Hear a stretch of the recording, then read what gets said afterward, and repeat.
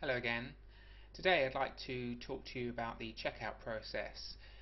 The checkout process within eMockups is your way of checking out submitted projects to eMockups and paying for those items so that they can be processed.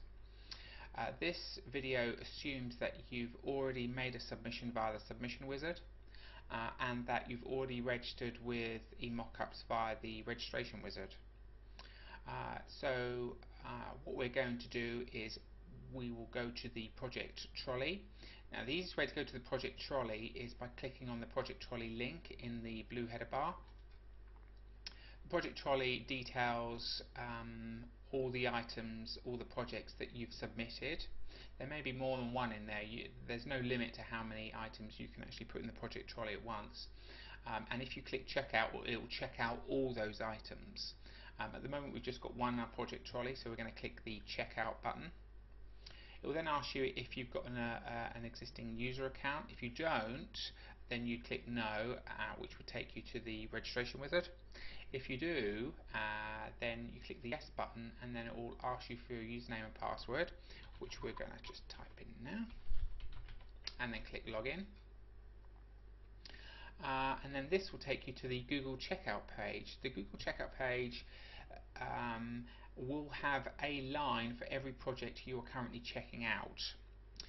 I'd like to bring your attention to the three buttons on the left hand side. The top button is the edit project button, which allows you to edit project variables within the actual project that you're submitting to us.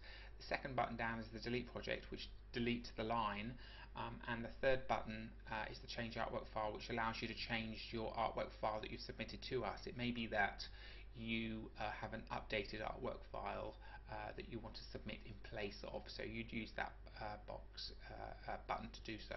But before we do anything, we want to make some changes to the actual project itself, so we're going to click the edit project button. It then comes up with the project detail of this particular project that you submitted. Everything that's submitted to us is serialized, so we can keep a track of not just your project, but we can keep a track of the artwork that you've uploaded and the latest artwork that you've uploaded. So even if you've changed your artwork file 3 or 4 times, we'll always have the latest version, and we'll always just apply the project to the latest version that you've uploaded. The project detail screen itself is a series of tabs. The first one is the project information. The second one is about project options, which details all the project options that you selected within the submission wizard. The third one is the notes tab, where you can write notes that are specific to this project. Let's say that you wanted to add instructions about the project, how you would like it to look, or any particular font that you would like to apply that's not one of the font families in the submission wizard. You would make a note of it here, and then we would pick it up. The fourth tab is the downloads tab. Now the downloads tab will have download links of all completed eMockups projects. That doesn't show anything because this project is not completed yet, but when it is completed there will be a link from here. This is where you go to download your finished project.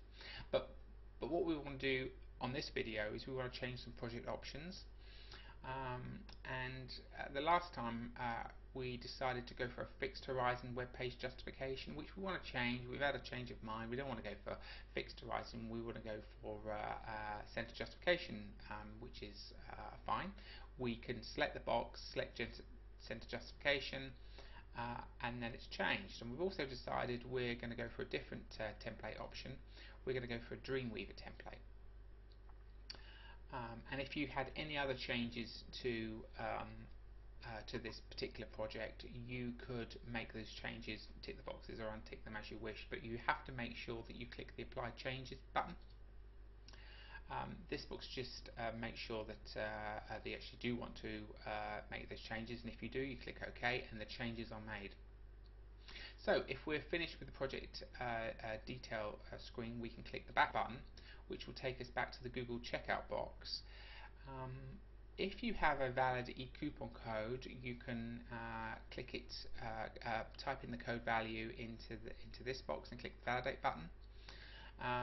If it's a valid code, then any incentive will automatically be deducted and will be shown in the totals figure. So if you're happy and everything looks fine and you want to continue with the Google checkout, you click on the Google checkout button here. So we click here, and then that will take you to the Google checkout screen, and it will look something like this. And this is where you will log into your Google checkout account, and then you click to sign in, and then you will make a payment through the Google checkout process, which will then take us back to the eMockups website, but we'll detail what happens with that in a different video. Thank you for listening.